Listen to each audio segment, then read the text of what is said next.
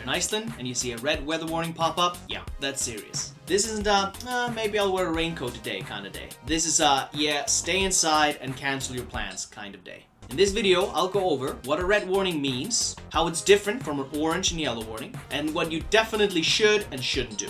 So let's get to it.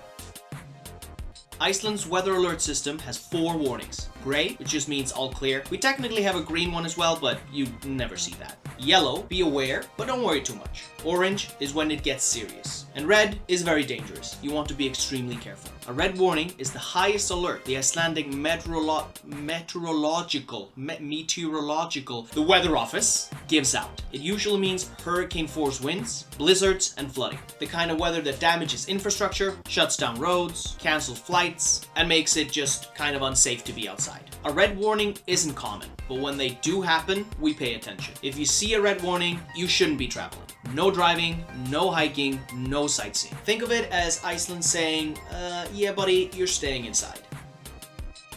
Quick note before we continue. If you want to be prepared for the Icelandic weather, you can rent all the outdoor gear you need to survive and thrive here in Iceland. Check out our selection at icelandcover.com and use the code RED for 10% off. So how serious is it? It's very serious. All tours will be cancelled and many roads will be closed. A red warning comes with wind speeds well above 65 miles per hour. That's 29 meters per second. With gusts strong enough to topple cars, rip off roofs, and make walking outside genuinely difficult. But also a bit fun.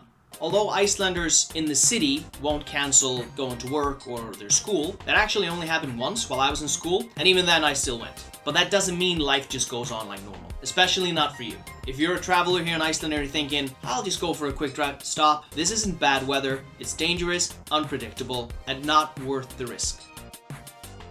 So here's what you should do if you're hit with a red warning while you're here in Iceland. Reschedule your tours, or rather they will be rescheduled for you, and no road trips. Check veður.is regularly for updates, and you can also check road.is and safetravel.is. Catch up on reading, plan the next part of your trip, grab a coffee, get some beer, eat some good food, go to museums. Rolling with the punches is kind of what Iceland is all about. Contact your airline as soon as possible. You can also find information on kefairport.is. But if it's a red warning, yeah, your flight is 100% getting cancelled. I can almost guarantee it. And once the red warning is over and you realize you need good clothes, you can come right over to us. Go to icelandcover.com and use the code RED for 10% off. Now, red warnings don't happen often, but when they do, you should take them seriously. Stay safe and stay informed.